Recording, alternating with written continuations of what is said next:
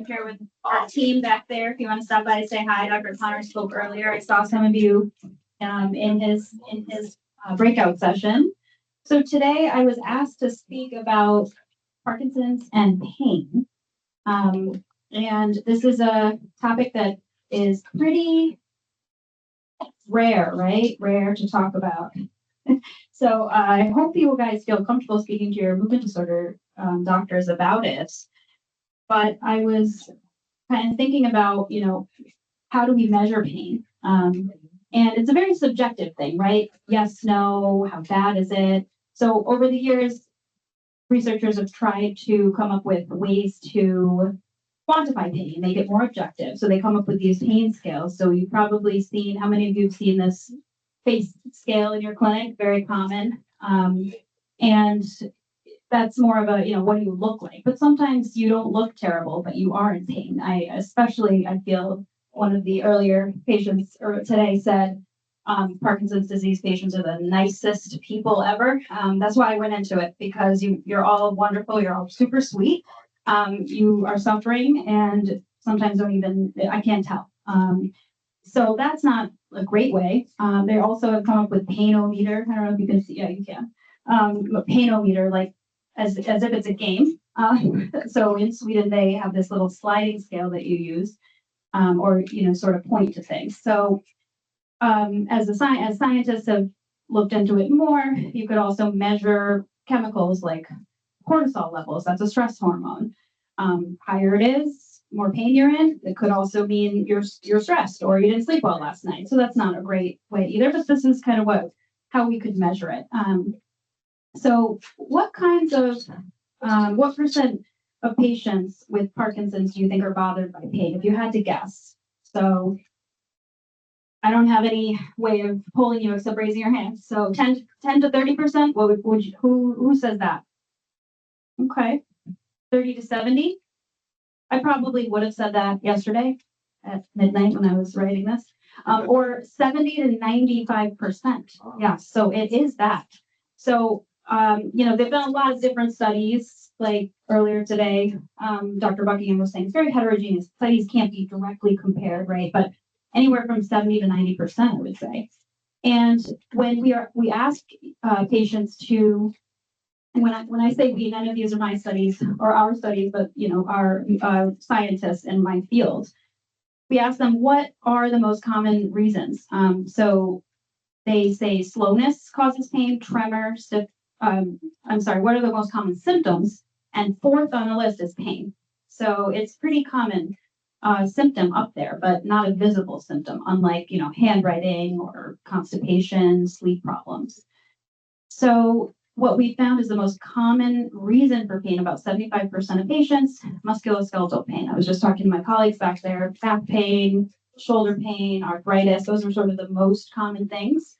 So I'll talk a lot about that type of pain today, but also other reasons. Unfortunately, even though 90+ percent of patients complain of pain, only 50% of them actually receive any pain therapy, whether that be medication or other forms of treatment we'll talk about today.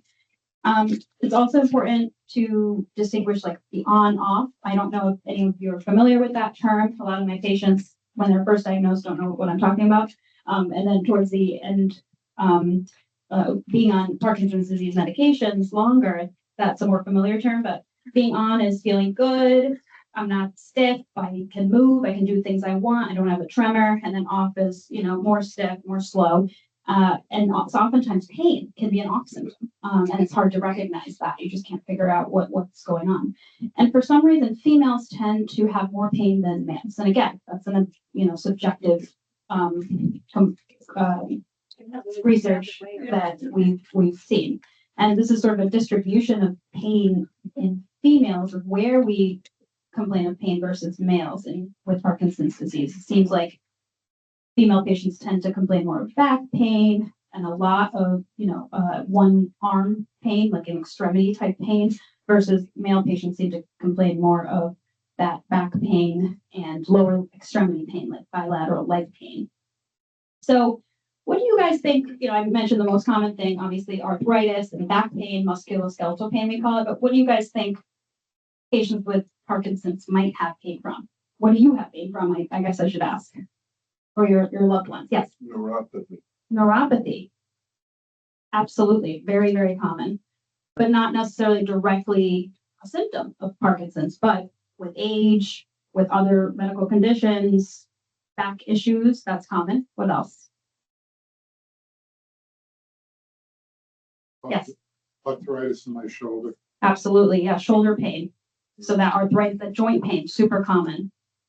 Anything else you would think? Oh yes. Rigidity, absolutely. What else? I thought I saw one more hand. Okay. So I purposely blotted this out because I'm a very analytical person.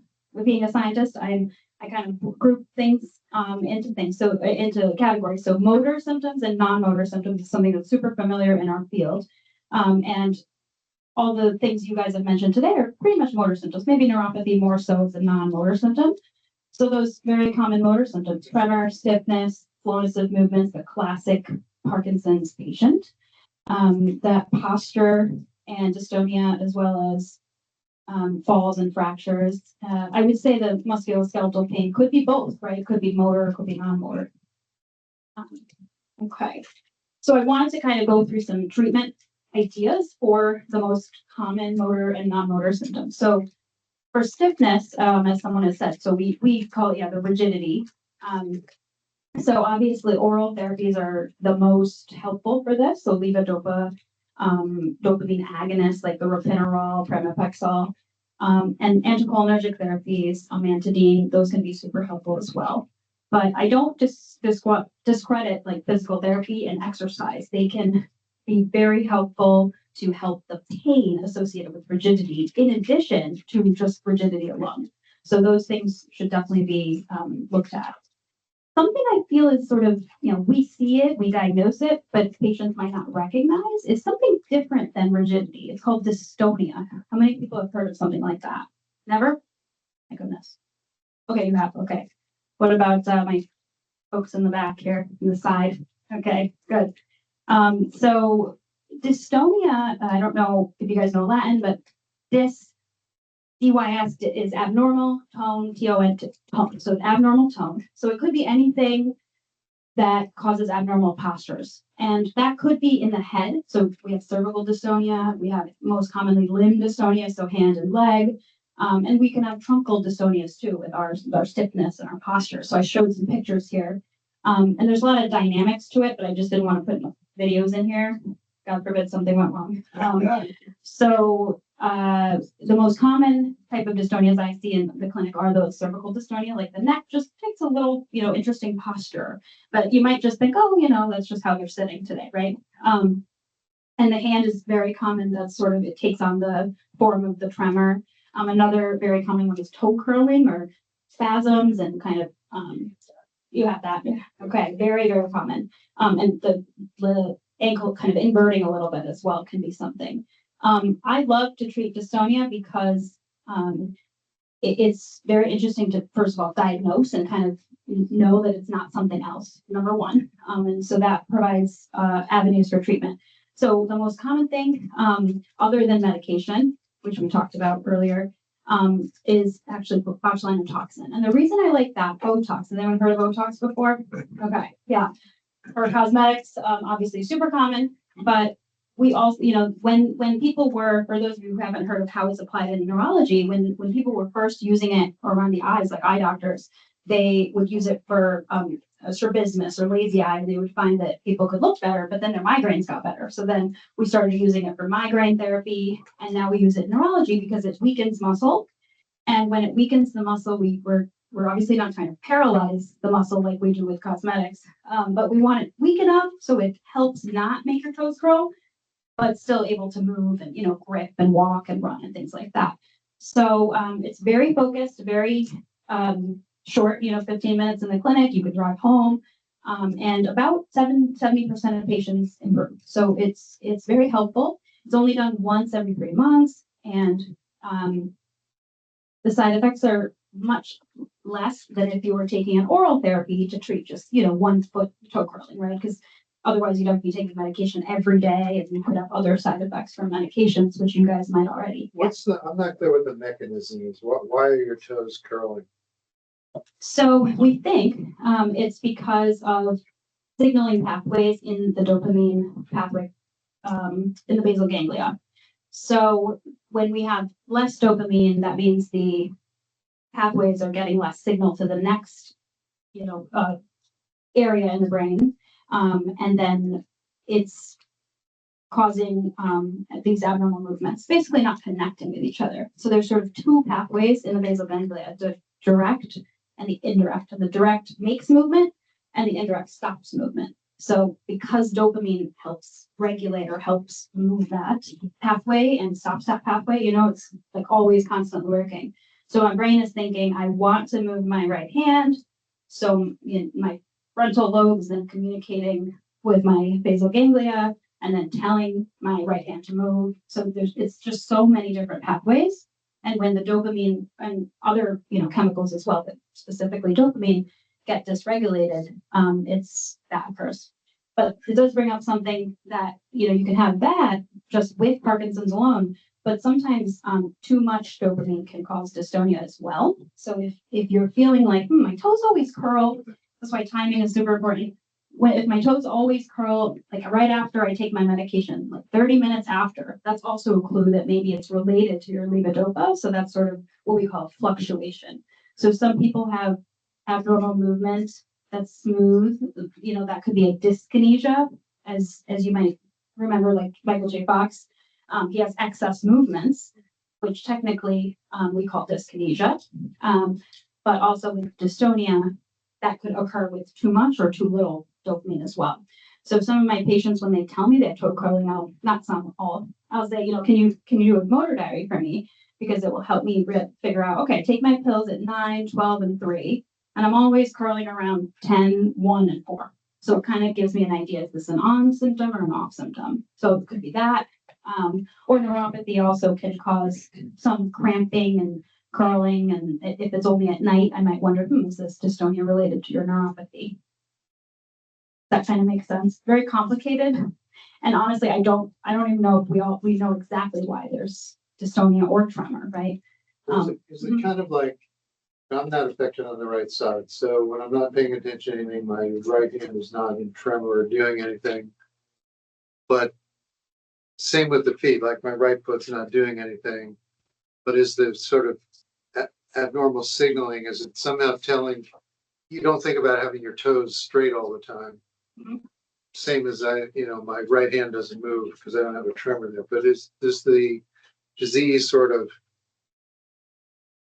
of like balance too. I don't think about balance normally, but the disease makes me, potentially lose my balance. So I don't know if I'm expressing it right, but is it normal for your foot not to curl and therefore you have the disease is telling it to, it's the lack of a signal telling it to Right. just stay the way it normally would. Yeah, actually that could be another reason it gets worse at certain times. Right. So if you're thinking about it, you don't have a tremor. If you look at your hand, if you're using your hand or your feet, you're walking, you don't have a tremor or dystonia. But when you're using your unaffected side, your right side, you're moving it, you're walking, the left side seems to be worse, right? It seems Right. worse to you. Yeah, so it could be the contralateral side that gets worse when your good side is working. So it could be, yeah. Any other, does that kind of make sense? We can talk later too. Yeah. Okay, that's a good question though. Are you the writer? Were you the writer Yeah. earlier? Okay.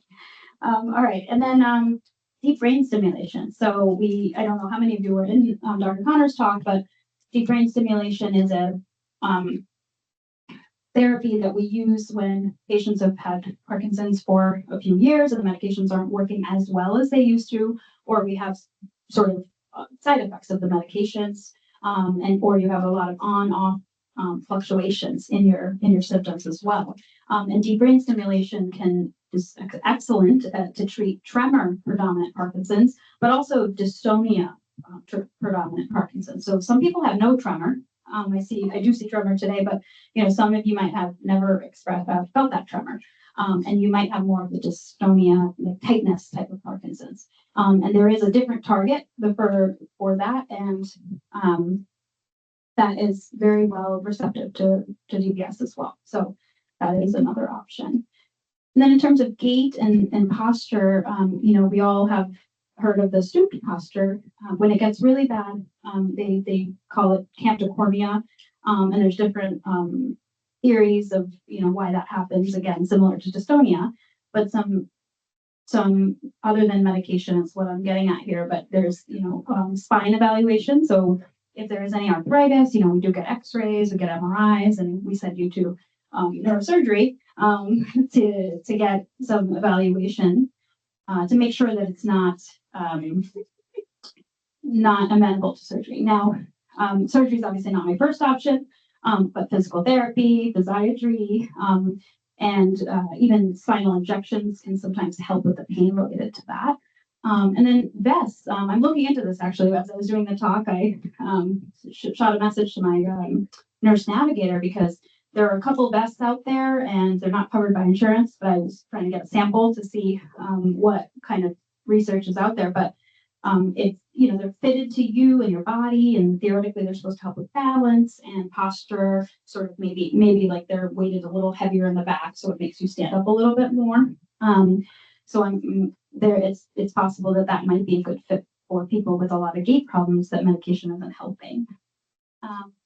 And then in terms of falls and fractures sort of related, obviously patients with Parkinson's are at risk of falls without a doubt. And that's my greatest fear, when someone falls, because a lot of times when you fall, it could be simple and you don't hit your head, right? But other times you fall and your hip is broken, you're in the hospital and you need hip surgery. It could go one of two ways.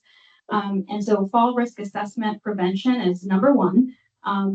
In our clinic, we have an APRN who's super excited about osteoporosis screening. She used to work in that clinic. And so I'm all about making sure you ask your primary care doctor about DEXA scans or bone density scans, which are super common for women. But for some reason, my male patients aren't getting a lot of them. So I don't think there's any clear guidelines like, with mammograms once a year, once you start 40, right? So I think the guidelines are if you have risk factors, you should be getting one every 3 years. But, what are those risk factors? Who's checking?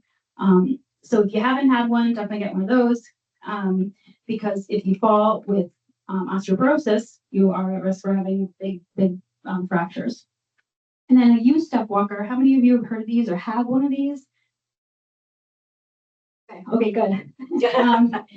So the U-step walker is very cool. We have a sample in our clinic. So if you're able to get your hands on a sample with any of your physical therapists or support groups, it would be great. But essentially, it's a little bit more upright than a regular walker, so you're not stooped as much, so it makes you stand up straight a little bit. That's number one. Number two is the wheels are like ergonomic, that they turn in circles, so when you're trying to make very narrow turns, you're not picking your walker up every time you're doing that, so it just stays on the ground. And the third thing is that it's opposite of a regular walker, so when you want to move, you actually have to hold down the handles. So if you feel like you're going to fall, you just let go with your hands and it acts as a brake. It breaks and then it acts as your support. So these normally are like $1,000 and sometimes are covered by insurance to be under 100. So something to think about. They're not very small. So I saw someone's walker was like folding in half back there, but they're not that cool. But they are very good for being out in public. So if you can get your hands on them, I think it's great. And they also have a metronome, if anyone knows what that is, in music, it keeps a beat. And they also have a laser because patients with Parkinson's tend to need to, sometimes having a cue, like a sensory cue or an auditory cue helps more than just saying, can you walk, pick up your feet, than a verbal cue. So they have a laser that you could look at and step on. So this was sort of to say, pain can be from fractures and falls. And sometimes you may even have risk factors that can prevent you from getting to this point before it happens. All right, so the big slide today. So in terms of pain, we talked about some shoulder pain, the back pain, other kinds of neuropathy, neuropathic pain. So I kind of lumped it into medications versus complementary therapies. In terms of oral medications, we all know Tylenol and NSAIDs NSAIDs are things like ibuprofen, Advil, Aleve. So Tylenol is fairly safe up to a certain amount, 4,000 milligrams a day. But it doesn't always work for everyone. Some people kind of get used to it. It doesn't work too well. NSAIDs are great anti-inflammatory, but there are a lot of side effects with NSAIDs. You can have heartburn, GERD, you take it every day too much. It's not addiction as much as it can cause ulcers and things like that. I personally, and a lot of neurologists and pain treatment doctors love gabapentin. If anyone has heard of it or is on it for neuropathy, it's non-addictive and if taken correctly, can be taken up to 3 times a day, and it works differently. It's not an opiate medication. It helps with neuropathic pain, so neural pain. So neuropathy is a great thing to take it for as well as back pain. And then instead of, you see that I don't have opiates on here at all, like oxycodone and things like that, because we just don't prescribe that in our field. But antidepressants, sort of the atypical ones like Cymbalta, Lyrica, those work really well for pain without having a lot of other side effects, like GI side effects, which are super common in Parkinson's. Despite being on meds for pain, Parkinson's patients, only 1 in 3 patients said that they were happy with their, pain relief. So that's why I put complementary therapies first, because I personally turn to these very often. So lidocaine patches and creams, capsaicin cream, which is both of those available over the counter, but capsaicin is like chili peppers. They ground up, so it kind of burns, but it works really well. Steroid injections with pain clinics or physiatrists, as well as neurosurgery, they can really help for a few months rather than taking oral medications. And then yoga, massage, and music therapy are kind of these, sort of alternative therapies as well. CBD, cannabinoid therapy, I was asked about that. I think, again, being in a state institution, I think we're not allowed to prescribe it, but CBD oils and like non-oral things are safe. There's no question. I'm not talking about smoking cannabis, but more of the creams and candies and things like that. Gummies, people take them at night to sleep. The research in PD is for pain doesn't say that it's super helpful. However, for sleep and appetite, very good. So if you're having a lot of pain sleeping because of pain, maybe taking a gummy would be helpful.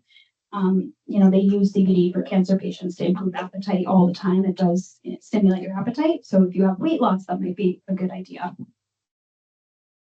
All right, and then our non-motor symptoms. So if any of you have heard the term non-motor or felt any of these symptoms, there's so many, but I kind of put the big ones that cause pain on here because, thinking right away, you don't think, my stress is causing me pain, or, my depression is causing me pain, right? But these things can cause pain.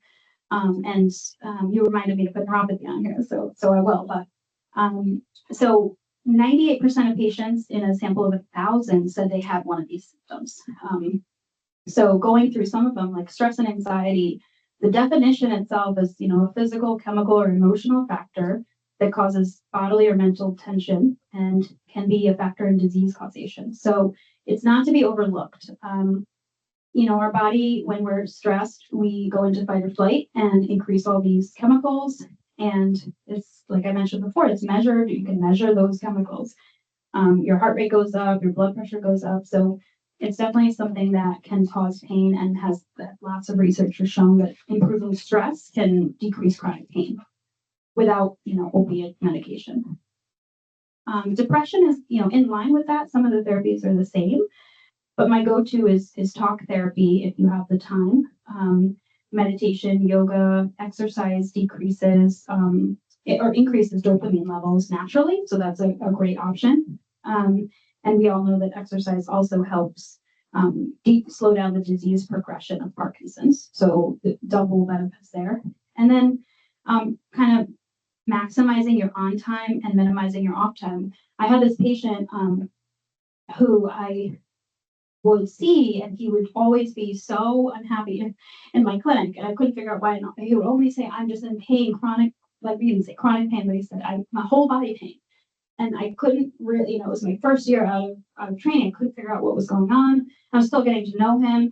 And now, 4 or 5 years in, we figured out that it was a very severe off symptom. So he was very depressed and felt total body pain when he was off. So when his medications were wearing off, and now he was taking meds, every 2 to 3 hours. So it was a lot, and referred him to surgery because of the amount of medication he was on. It was just too much. So he is doing a lot better now. We've identified that the pain wasn't really from just back pain or that, but actually it was a symptom of his off time. So I thought that was, it's always a story that I'm going to share now. And then of course medications, sometimes we just have to do it. So SSRIs like Zoloft and SNRIs, those are 2 types of medications that can help boost your mood and are safe in Parkinson's and have helped with even motivation, increasing your apathy and things like that, and can help with pain. And then I'm like a big proponent of memory teaching because there's so much new data out there, but loneliness can cause depression and memory loss. So if you have any grandkids, pets, that will help. And so if depression is one of the reasons you are in pain, or vice versa, that could be an option as well. And then Psych is geriatric psychiatry. It's kind of a specialized field, but they specifically treat patients over 65 as well as, they're psychiatrists. So they kind of work in tandem with us a lot. And then constipation can cause symptoms like bloating, nausea, stomach pain. Even I've had patients who haven't had bowel movement for a few days, needing to go to the hospital to be disinfected. I'm sorry. So it could definitely be treated. And again, prevention. So improving your diet, lots of fiber, water, and then medications like laxatives can help with that before you get to a point where you're in so much pain because you haven't had bowel movement. Exercise and just any movement, walking, getting up, out and about, super helpful. And then talking to GI about some of these new medications for constipation, even probiotics like Pepsid and things, and PPIs like Pepsid can help with some of those nausea and discomfort. And then urinary symptoms. So sometimes people don't realize, but people have a lot of different types of urinary symptoms in Parkinson's, but most commonly it's retention, trouble going, frequency, feeling like an urge to go, or bladder fullness is often a symptom I hear. And there's different options. First of all, making sure you don't have an infection. I've sent a lot of people to urology and they've had UTIs. And then anticholinergics and new medications like Myrbetriq can actually help treat help improve urination without causing a lot of side effects. And then there is different kinds of nerve stimulation as well as Botox actually can be treated Botox can be used in the bladder to treat urinary retention. So if you're having trouble peeing or having increased frequency of urine and having incontinence and things, that can also help. Okay. And then my last one here is restless leg syndrome. So how many of you have heard of this condition before? Right. Yeah. So we can sometimes be concurrent with neuropathy, but the definition is actually a clinical definition. So feeling an urge to move, needing to move your legs, usually at night when you're trying to relax, when you're sitting down, sometimes even like right now at noon, 12 to just trying to relax and you can't get your legs still. You need to move. And once you move, they get better. So very classic symptoms.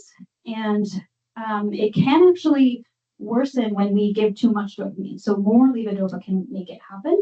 But even without medication, RLS is very common in Parkinson's disease.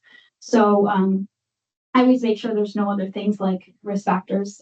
People describe it as painful, irritating, like bugs crawling. They can't sleep, they can't get comfortable. So first and foremost, they check to make sure that they don't have any neuropathy, diabetes, sleep apnea is a risk factor, chronic kidney disease, and then low iron. So if you have a low normal iron, and I say above 50 when they check it, that is a easy way to treat restless leg.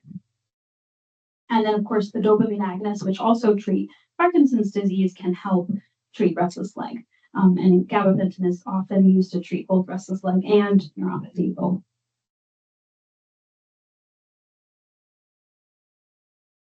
All right, so just a quick summary. So pain in Parkinson's disease, you heard it, it's common. Almost 95% of patients have it, but only about 50% of patients receive treatment. There's tons of options out there. I'm a big believer in non-medication therapy if I can help it first. And obviously when we need it, there's a lot of medical therapies as well. So Parkinson's disease, we need a huge team. I know everyone here, we have a huge team of neurologists and surgeons, nurses, our front staff, our support groups, exercise classes, and other team members as well. So quick shout out to my UConn team. We have our nurse and my medical assistant, and obviously UConn's surgeon, Dr. Cutter, is here as well. So if you want to say hi to us, this is us at various events, and we won the ugly sweater contest this year, so I'm not even in this photo because I own no ugly sweaters. But thank you so much, and we'll be around for questions.